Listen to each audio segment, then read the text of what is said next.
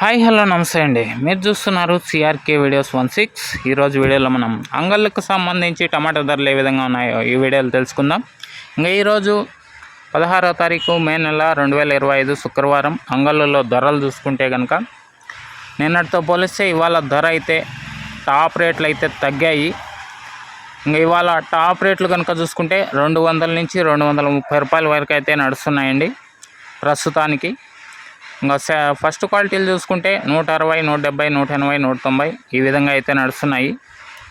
ఇంకా 100 రూపాయల నుంచి 150 వరకు అయితే సెకండ్స్ ఈ విధంగా అయితే నడుస్తున్నాయి.